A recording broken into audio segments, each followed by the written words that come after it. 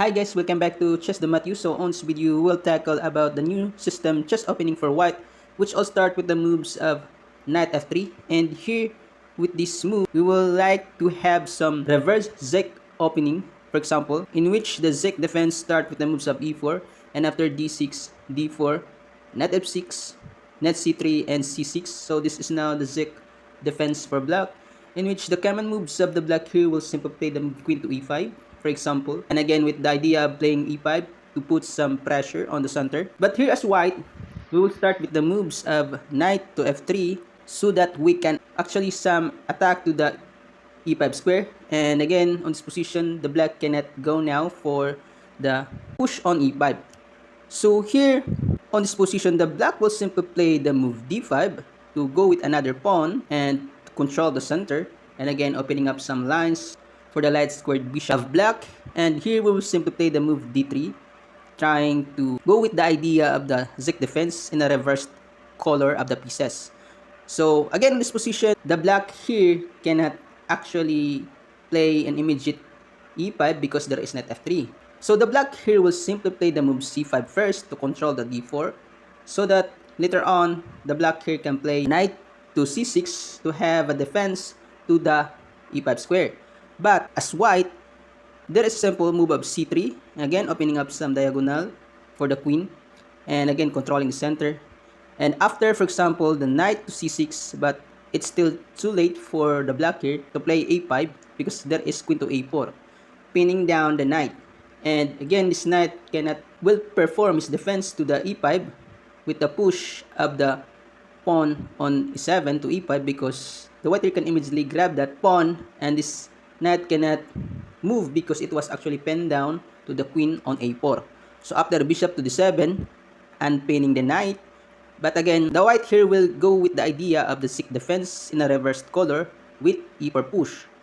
So again, on this position, the black here cannot immediately play again e5 because he will actually lose his pawn to the d5 after e takes to d5. So the black here will simply play e6 to defend first his pawn on d5, while later on preparing to have some e5 push after these pieces will be actually developed, that maybe to support some e5 push on this position. But after e6, there is simple of queen to e2, and again we shall see in this position now that the king side of the white here was already been cleared, and sooner or later the white king here can castle now on the king side and put his king into safety. Let's say, for example, after here, in which the black here should play bishop to d6, preparing for some e5 push.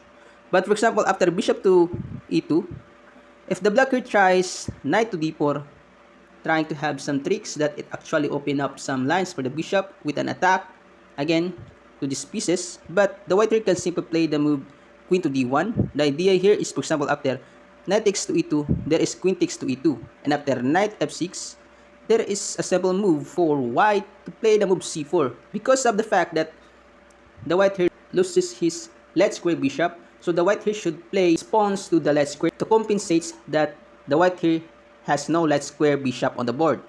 So for example, after bishop to e7, preparing to castle on the king side, but there is a move for white, which is to play the move e5, attacking the knight.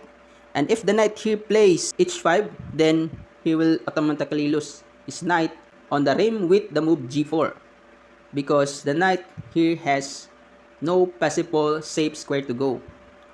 So after e5, if the knight goes with the knight to g4, but there is simple h3, and after knight h6, bishop takes h6, g takes h6, and king side castling. And we shall see in this position now that the white here has a compensation for his lose a pair of bishop, because the pawn structure of the black here was actually been ruined, and again the black king here still on the center.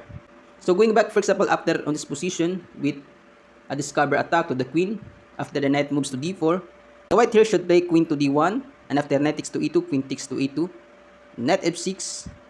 And let's say, for example, after c4, if the black here doesn't play bishop to e7, allowing any e5 push for the white, let's say, for example, the black here try another move with d4, but again this is a strong wall against this left square bishop.